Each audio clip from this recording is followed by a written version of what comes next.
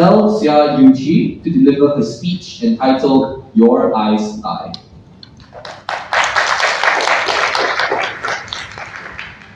I was 10 years old when my best friend pointed out how our classmate wore a size M, not a size S. I was 14 when I started to watch Chloe Ting workout videos and follow the keto diet. I was 16 when my friends stopped eating lunch at recess, and I am 18 today. And I spent hours earlier nitpicking how I look before I came here. Our perception of beauty is complicated. Every culture perceives beauty differently.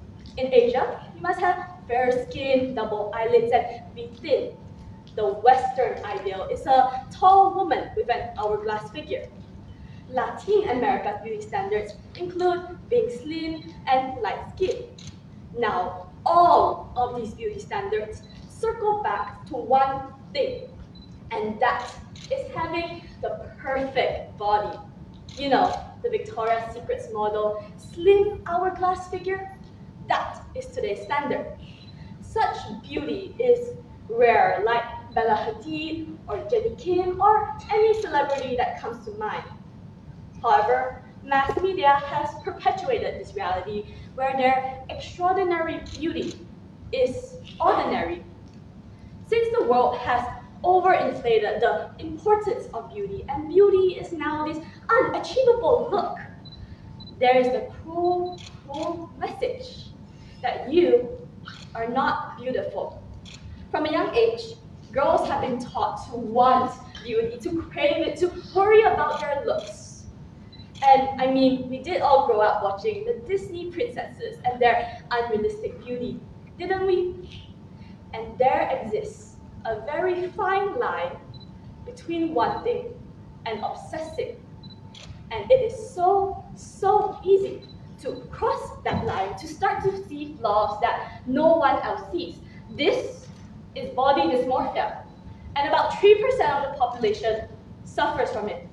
3% does not sound like a lot until you realize that it is 240 million people. The term body dysmorphia, it sounds so foreign to us, right? It sounds so clinical. It is a medical disorder where people excessively fixate on a physical imperfection that no one notices. Instead of rose-tinted glasses, it is like looking into a fun house mirror, minus the fun. Truthfully, no one is free from body dysmorphia. We all have our moments, like wishing you didn't eat that burger, or wearing a jacket to hide your bloating. Taylor Swift, global superstar, global sensation. I'm sure you have heard of her.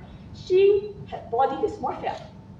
She ate less and less and less until she stopped eating completely. She stated that, I don't think you know that you're doing that when you're doing it gradually.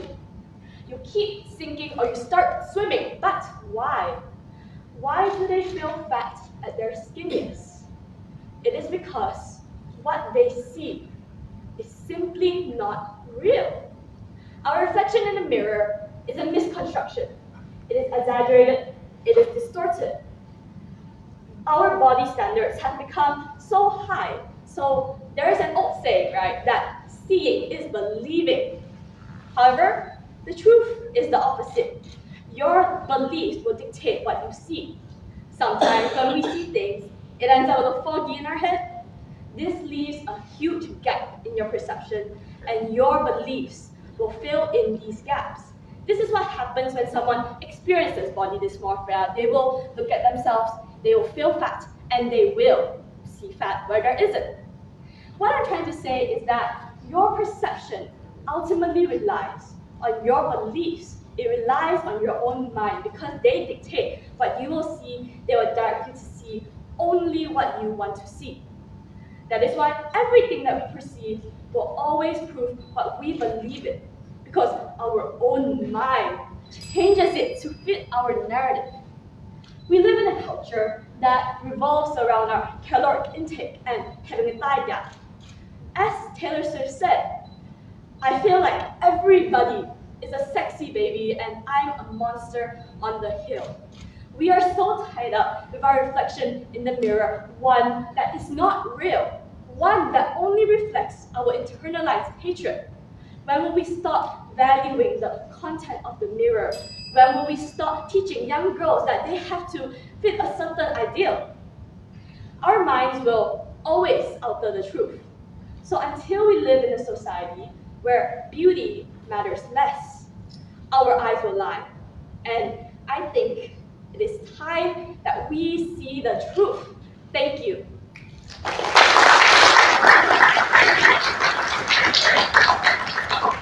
Alright, thank you very much for that speech, Estelle Siaguchi. The judges will now pose 2 questions to this contestant.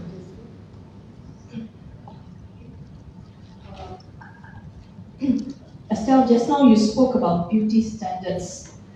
So what do you look for in your dream guy? Oh, that's so interesting. I've never thought about this question. Personally, as someone who is studying and is still single, I don't really think about guys. However, I don't think when you look for a dream guy, you're supposed to look at how they look physically. You're not supposed to look at their appearance. When I look for a dream guy, I think about their personality, their thoughts, their mind, their actions, their kindness, their humility. I want to see how they are as a person, their character, not how they look in real life.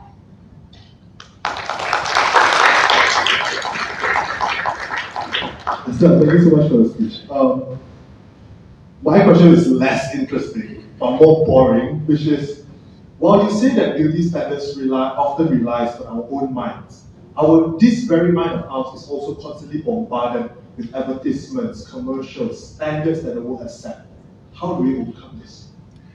Yes, that's a very interesting question. Thank you so much. I've been wanting to touch about this. So I did a little bit of research on this, as I always do.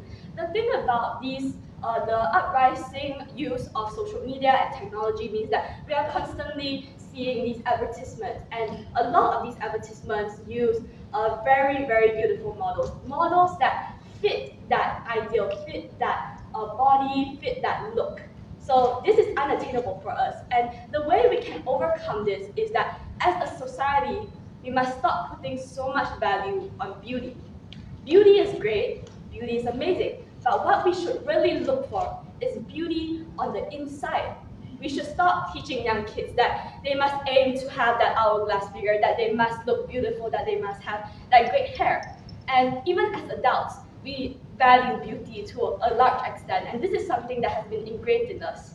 And as adults, we must learn to unlearn this. We have to get rid of these foundational roots. So we can start off by telling young girls, young boys, everyone, instead of complimenting them for their beauty, praise them for their kindness, praise them for how great they are, praise them for the beauty on the inside.